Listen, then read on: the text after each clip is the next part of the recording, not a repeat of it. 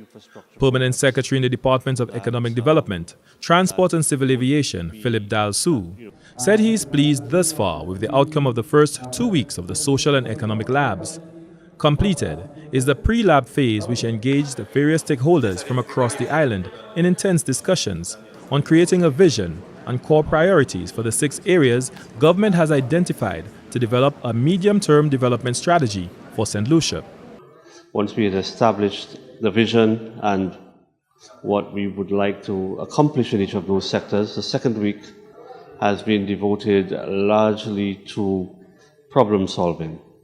What are some of the key issues impacting some of the critical projects and priorities in those sectors, and how can we solve these problems?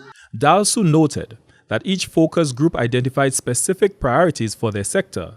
Infrastructure focused on the development of the road network, air and seaports to create capacity for economic growth.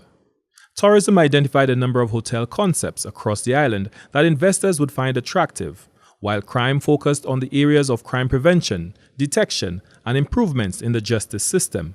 In agriculture, the discussion revolved around the 7 priority crops that the government has identified, and how can we actually encourage farmers to grow those crops.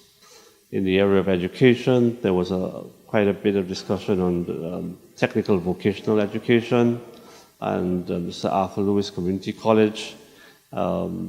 Essentially, what are some of the factors that, where the education sector should be heading?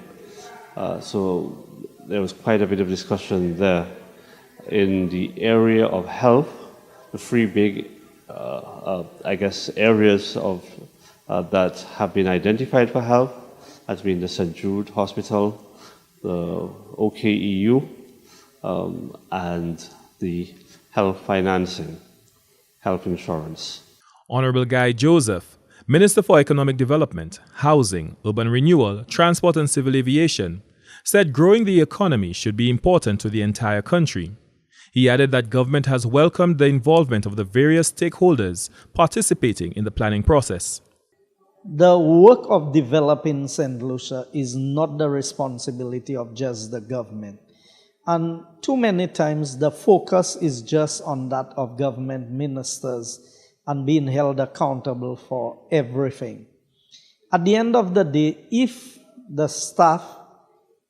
you do not equip the staff with the knowledge, the know-how, and what the vision plan is, then it is difficult to expect everybody to deliver on what the overall plan is for the development of St. Lucia. And so the development of the midterm strategy, which is where we want the country to be, is something that is clear to the cabinet of ministers. But getting buy-in from all of the stakeholders, whether in the private sector or in the public service, is very important. Over the period December 3rd to the 14th, the Social and Economic Labs will focus on detailed implementation plans for the identified projects, some of which are expected to feature in the government's 2019-2020 estimates of revenue and expenditure. For the National Competitiveness and Productivity Unit, Glenn Simon reporting.